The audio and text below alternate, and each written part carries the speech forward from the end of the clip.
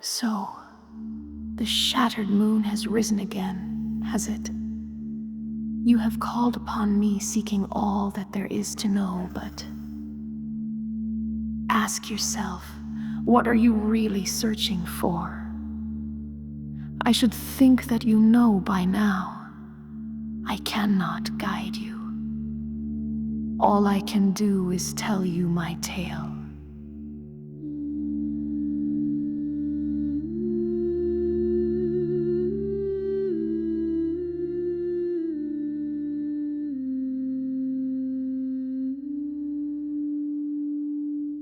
So, it would seem, my little mortal, that you feel something for this story, that it calls to something deep within you, something that you cannot completely comprehend. It brings you back to me every single time. This too is part of who you are, or rather, who you used to be. But let us continue, shall we? I believe that would be for the best. As I recall, the students had just arrived at Beacon Academy. Yang left RWBY to fend for herself upon the campus. Weiss and Blake had a verbal altercation, and RWBY, in her own words, exploded. A rather unfortunate little dust-related mishap. But students at Beacon tend to be the rather pernicious sort, spirited at the very least. And this new class of students has plenty of friendlier faces for RWBY to latch onto. She just didn't know it yet. After she collapsed onto the ground dejectedly, wondering what she should do next, a shadow began to loom over her. And this blonde-haired, blue-eyed boy outstretched his hand, a welcome greeting for the lonely girl. His name is Joan Arc, otherwise known as Vomit Boy, and his place at Beacon Academy is a tenuous one at best. There she sits all alone on the ground, a little lost, trying not to drown in a sea of thoughts she can't escape. I'm just here, but I relate. I can't leave her hanging like that, so I reach out and we've both got a laugh. She's the kid with the red cape and the dream, but right now it's just her and me. She says, thanks for the lift, and I think to myself, this might be a friend worthwhile. We're walking together, no need for a plan. Maybe today's the start of something we both can understand. She calls me Vomit Boy, I'll give her that. I puked on the flight and she's crater face, I can't deny. But hey, it's just a name, nothing to hide. She says she's sorry for calling me that. I smile and laugh, it's all good in fact. Maybe we're not so different, you see, just a pair of outcasts starting to breathe. We walk through the flower beds, green and bright. The campus looks better in the soft daylight. She's talking weapons, what a sight to behold. Crescent rose, a scythe, that's bold. A sniper rifle to my jaws on the floor. I can barely hold my own with the sword and a shield, that's for sure. I tell her motion sickness is a very real thing, and she says sorry about the Vomit Boy sting. She smiles, and I think to myself, we've got what it takes, we're on the rise. We're walking together, both aiming high. Maybe today's the start of something we'll recognize. She calls me Vomit Boy, I'll give her that. I puked on the flight and she's crater face, I can't deny. But hey, it's just a name, nothing to hide. She says she's sorry for calling me that. I smile and laugh, it's all good in fact. Maybe we're not so different, you see, just a pair of outcasts starting to breathe.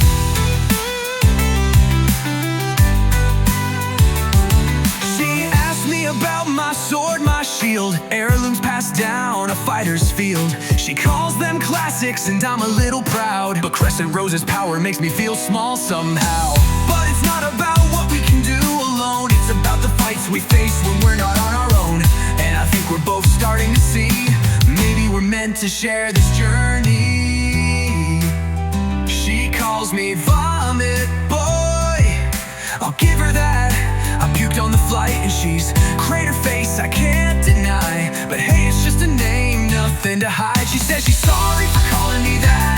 I smiled and laughed, it's all good in fact.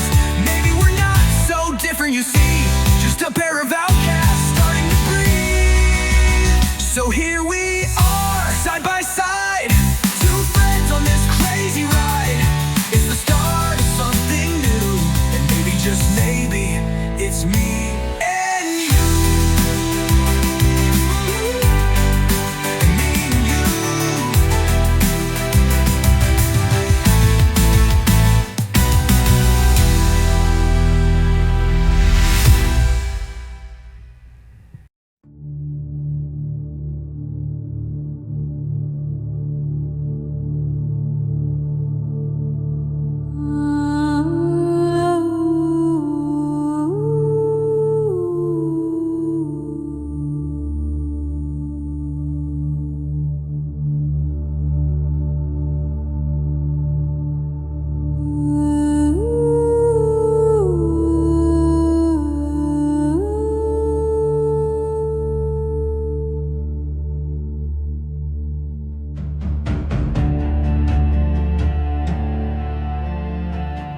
That's right.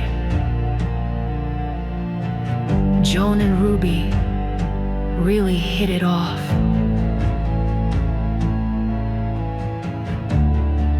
A simple friendship between two souls who just didn't fit in.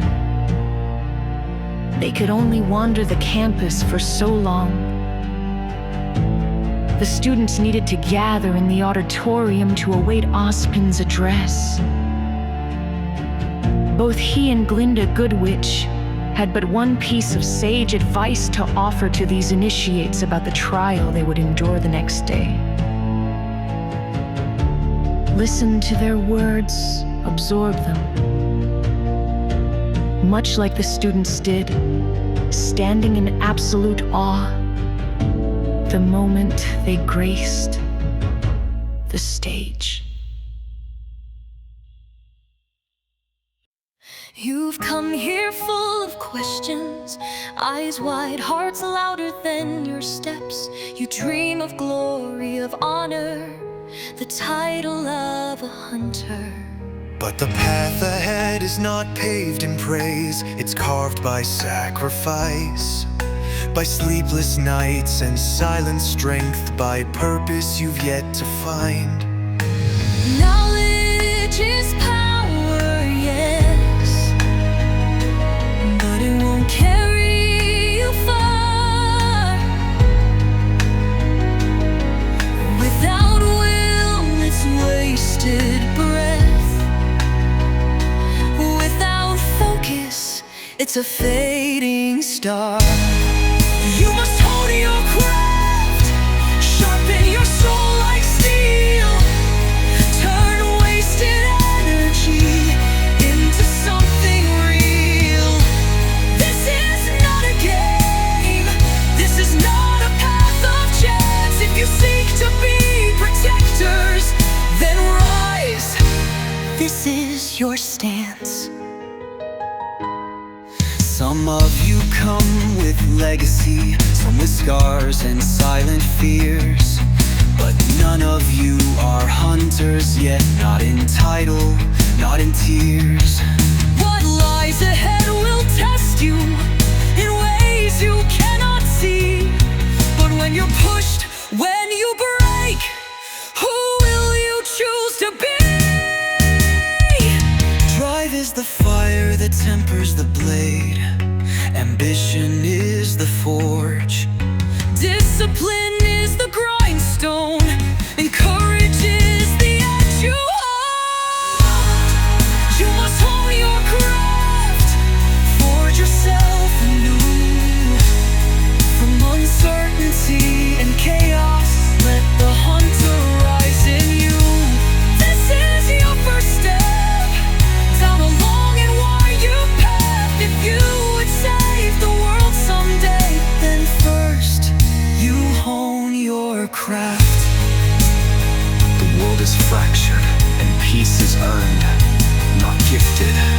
not gifted.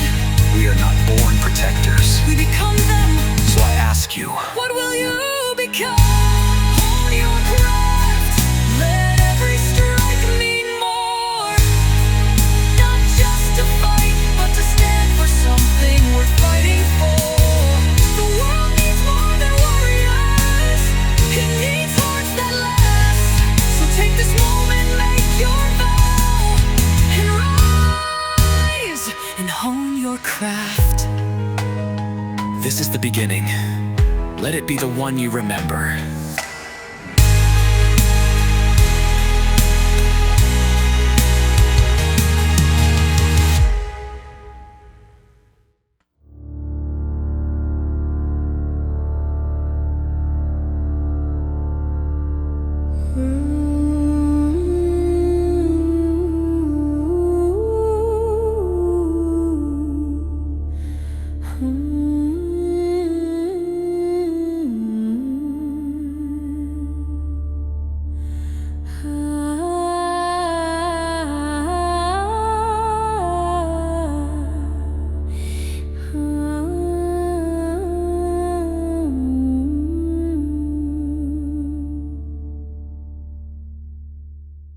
Warning the students to temper themselves, to hone themselves. Ospen and Glinda took their leave from the stage. The students would be left to their own devices until the next day. Then they would take the initiation. Whispers of what that might involve drifted upon the campus, even late into nightfall. As the first-year initiates gathered to slumber collectively in the large halls and common rooms of Beacon Academy, Ruby found herself a cot and began writing a letter.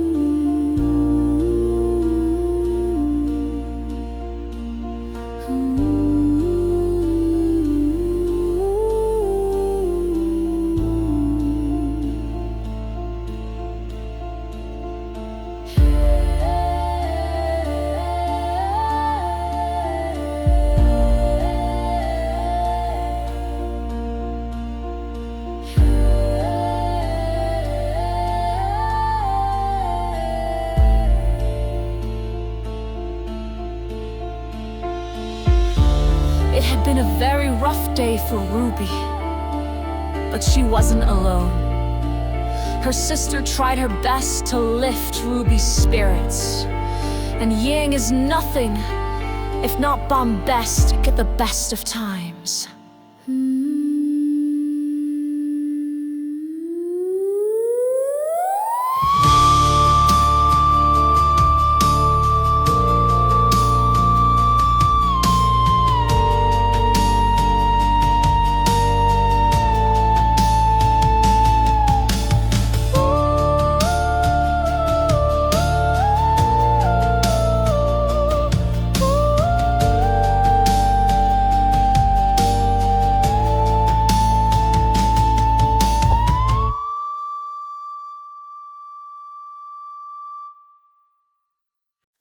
All right, so this next one's for my amazing little sister, Ruby Rose. She's the fastest sight-swinging girl I know. Starting Beacon early, kinda scary, but guess what? She's the bee's knees, and everybody better buzz off if they don't see it. All right, Ruby, this one's for you, sis. Let's go!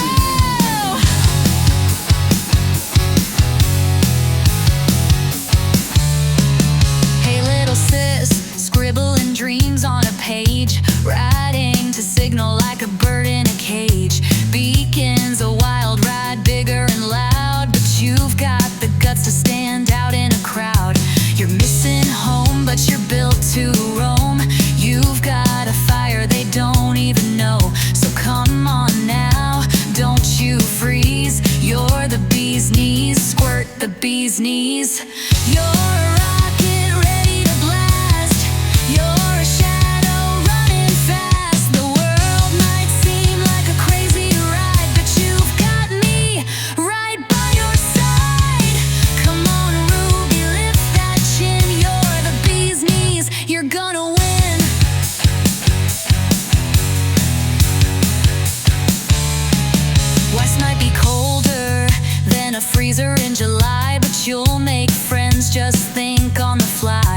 Friends don't always fall right in your lap. Sometimes you gotta zap them with a little yap. You're missing home, but you're built to roam. You've got a fire they don't even know.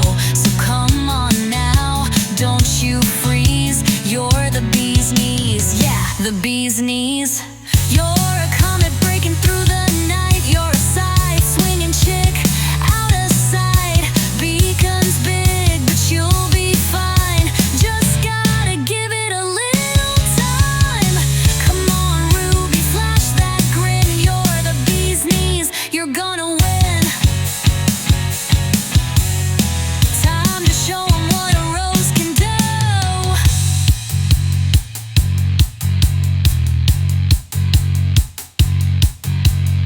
So take a breath, take it slow.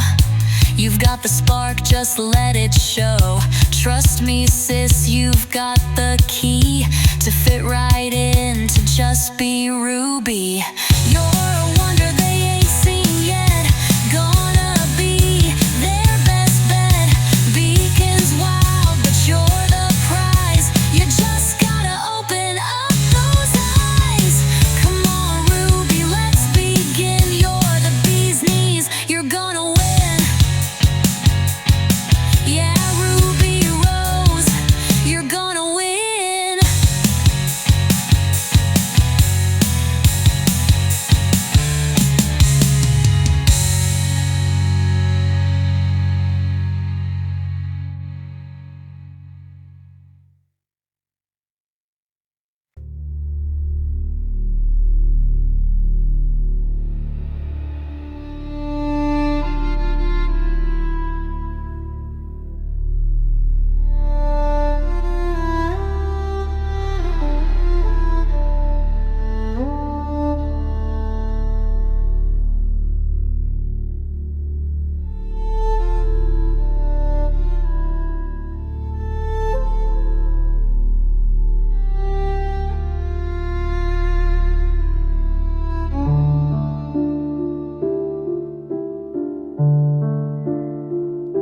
In an attempt to bolster Ruby's spirits and help her break out of her shell, Yang thought that it would be nice if Ruby tried to meet more people. But Ruby was not so inclined to do that.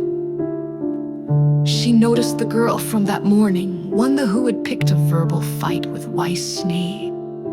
And Yang decided to drag her sister over to make a proper introduction. But you see, my little mortal, Blake has much to learn too. All of the students do. Yet the lessons Blake needs the most, those are much more abstract than simply learning how to be a huntress. Watch now. See what happens when Ruby attempts to make Blake's acquaintance properly. Trust me, when I said that Blake stands upon a soapbox of glass, I was not at all fibbing.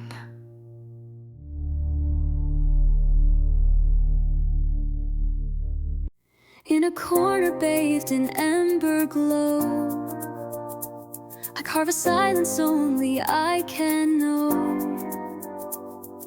Pages turn like whispered streams, winding through my guarded dreams. The world can laugh, the world can fight, I only need this candlelight. Leave me to the quiet flame, I am not a piece in your game. Noise and sparks fill up the air, but I have no place in your care. Let me fade into the night, just me, the page, the fading light. Footsteps fall, the spell is torn, clumsy hands and voices sworn. I hear the clash, the petty cries, as fragile peace begins to die. I close my book, I close my eyes, their world is chaos, mine is lies. Leave me to the quiet flame, I am not a piece in your game. Noise and sparks fill up the air, but I have no place in your care. Let me fade into the night, just me, the page,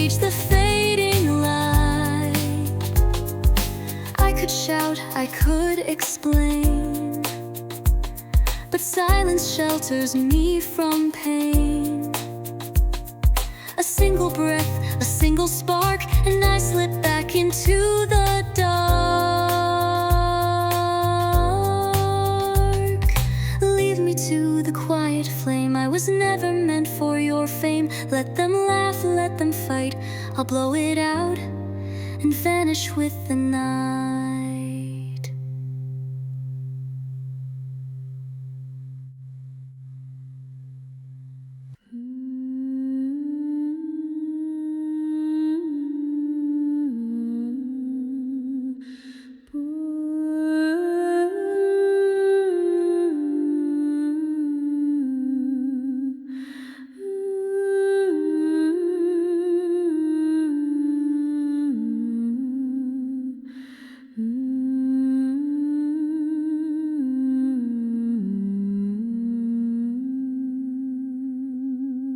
Poor, sad, unfortunate Blake.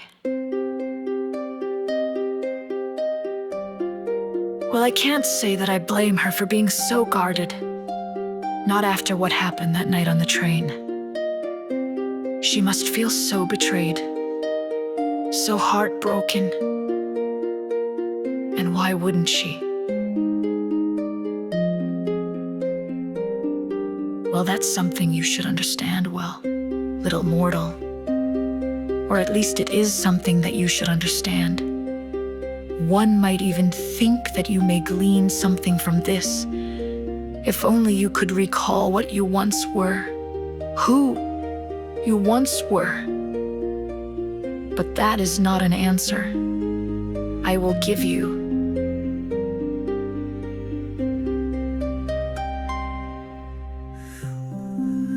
Feisty little mortal, aren't you? Well, at least that part hasn't changed now, has it? Take that sour look off your face. I command it! One should treat a relic like myself with gravitas, lest you wish to stumble down the wrong path.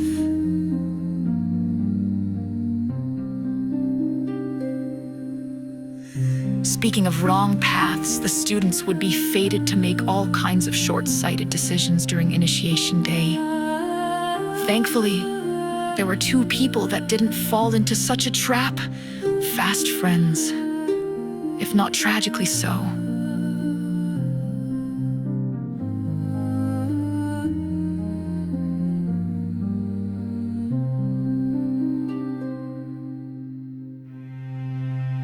I speak of 2 orphans, left to their own devices upon Remnant's harsh soil, all alone in this world, truly in need to fend for themselves, just as they have always done together. Their names are Ren and Nora, but no matter what you might think, they find levity, solace in each other. And on the morning of the initiation, they greet the day with a smile on their faces, ready to prove themselves worthy. Although first, a little breakfast couldn't hurt.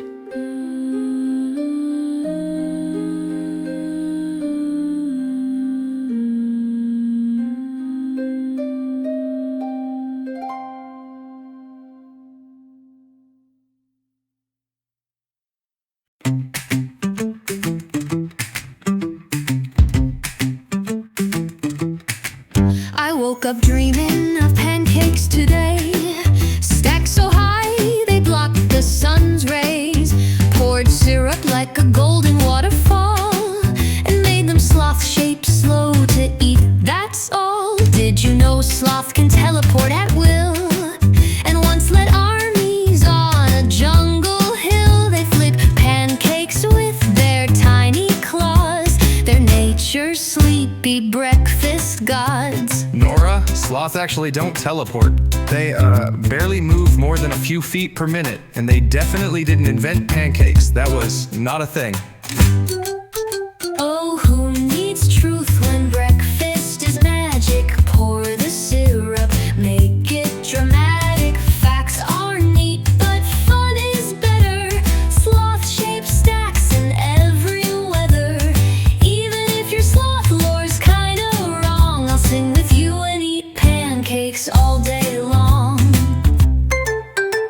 by side, a little strange connection, built on syrup and slight corrections. I read sloths once flew to outer space, taught aliens the art of chill and grace. One built a rocket from banana peels and opened up a diner on the moon. Real deals. I tried to make sloth pancakes in the shape of love. They looked more like lumpy blobs, but you ate them anyway, you didn't mind. That's true friendship, syrup design. That might have been an episode of a cartoon. Nora sloths haven't been to space. Bananas don't really make great fuel, but I like the pancakes. They were oddly charming. Oh, who needs truth when breakfast is magic? Pour the syrup, make it dramatic. Facts are neat, but fun is better. Sloth-shaped stacks in every weather. Even if your sloth lore's kinda wrong, I'll sing with you and eat pancakes all day long. Side by side, a little strange connection, built on syrup and slight corrections. So here's to myths and morning bites, to sleepy mammals and syrupy heights. You tell tales, I keep track. We both come back for our sweet snack. I'm still pretty sure sloths invented brunch. Let's circle back to that later. The pancakes are done.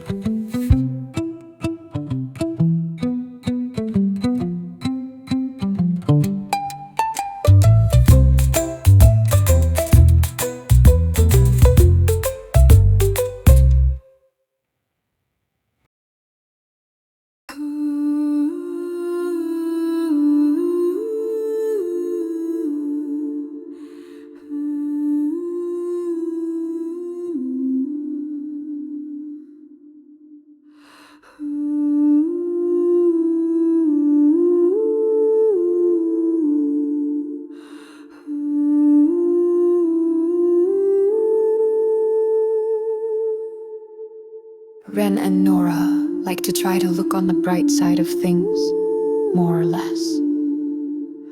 Our four main souls could learn a little something from them, and one day they shall. For now, though, at this point in my tale, they have to hope they slip by the initiation without incident. If only the others could be so relaxed, they might have gained a little perspective of their own to enter the forest with. But should digress. There is something, or rather someone else of import. Someone I have not yet mentioned because, you see, she is a very interesting soul. If not, perhaps a bit too self-sacrificing for her own good.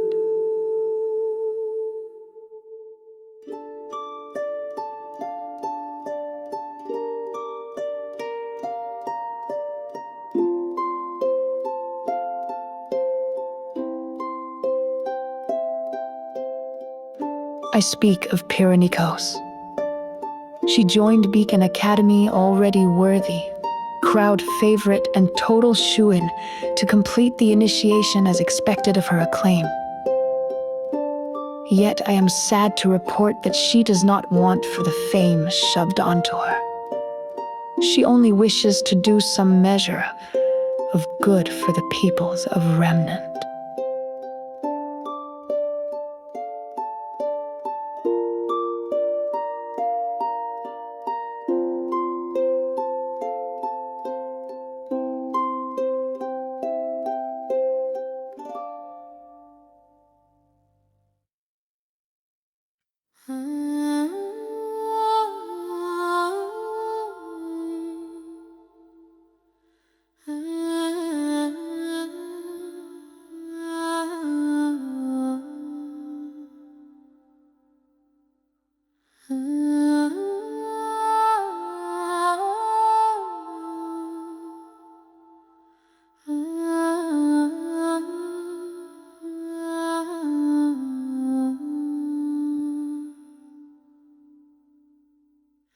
I wear the crown they forged for me, a shining helm I did not choose.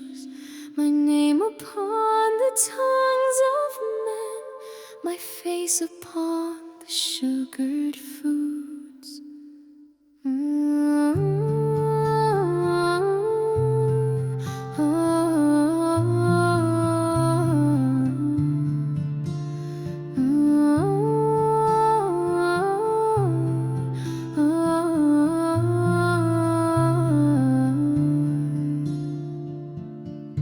They see a goddess, not the girl. They cheer the mask, not flesh and bone.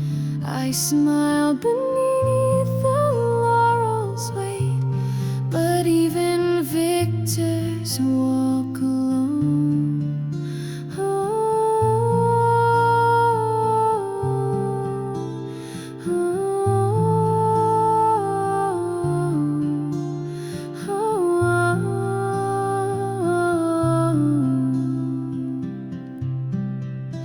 Oh, winds, oh, stars, oh, restless sea, can you not carry my soul from me to where no banners claim my name, to where my heart may burn untamed? At beacon's gates I cast my prayer. Let not the fame define my path. Let deeds unknown and bonds unmade redeem the hollowed gold I have.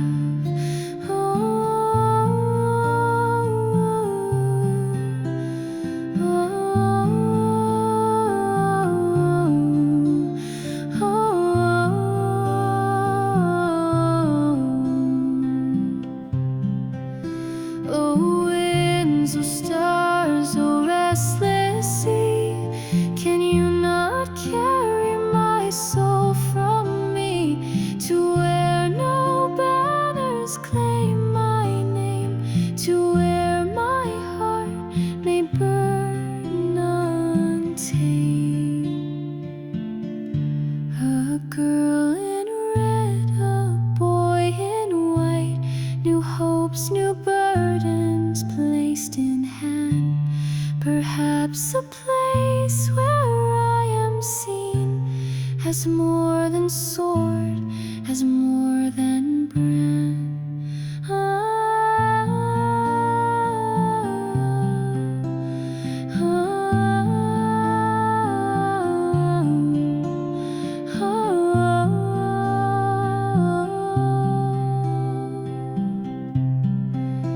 Oh, winds, oh, stars, oh, restless sea, carry this invincible girl from me, not as a symbol cast in flame, but as a soul with but one name.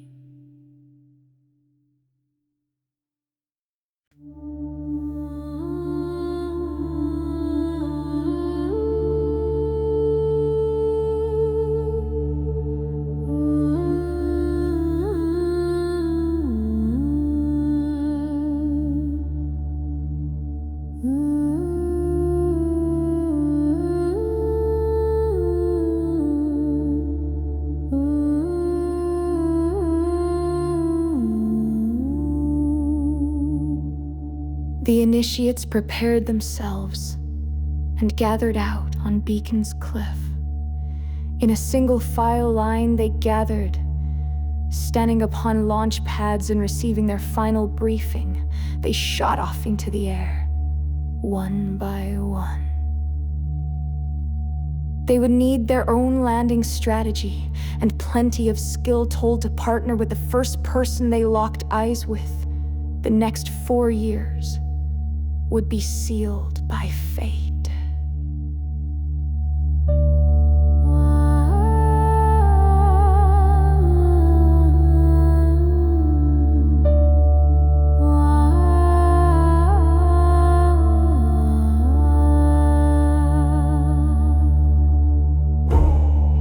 Listen to these students now, gathering and colliding.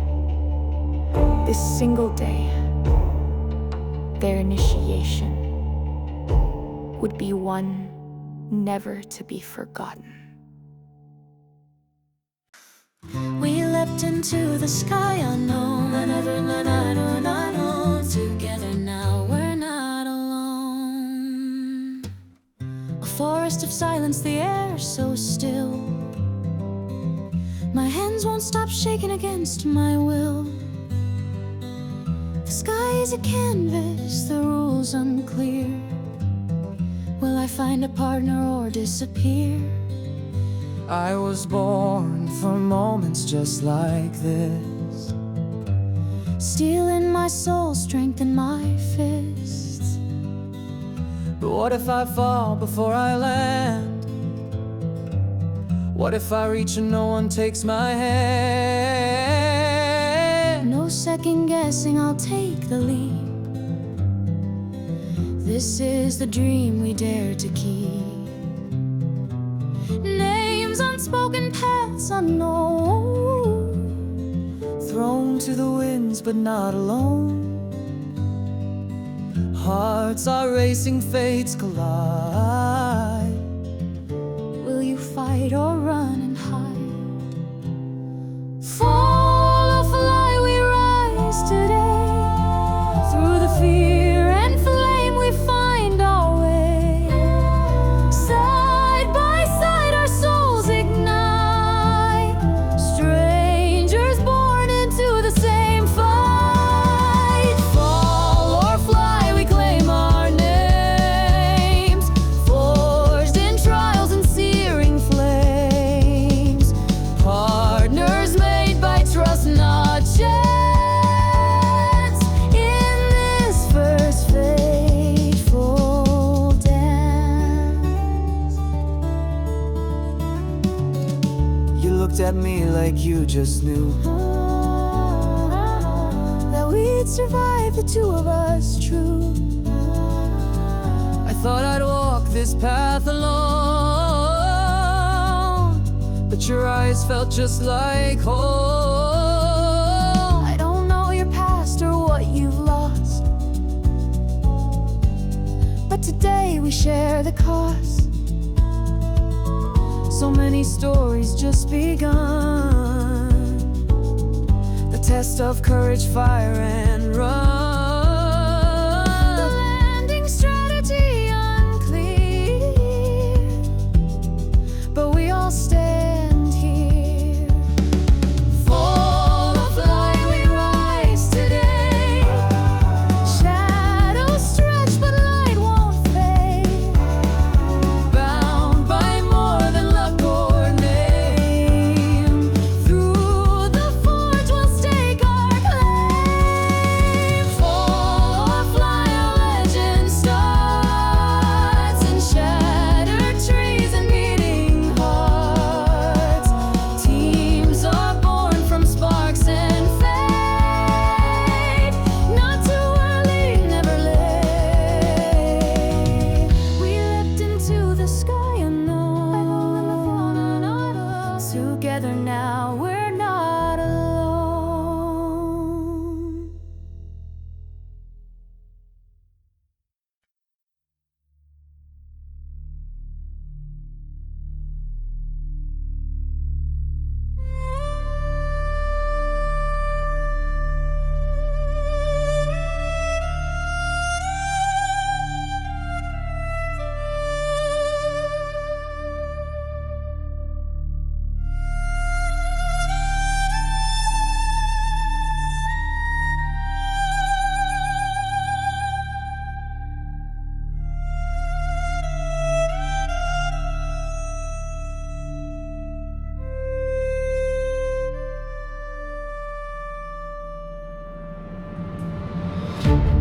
The students, now in the depths of the forest, needed to fend for themselves. Some were more adept, others less certain, and far less skilled. Still, together, they would be matched together, or wouldn't attend Beacon at all. With this ultimatum, they would need to stand tall. And surrounding them, atop Beacon's cliffs, the professors watched. They waited to see the results. But that, I fear, is for another time. For now, leave me to my rest, my little mortal. Oh, now don't you worry. Return to me.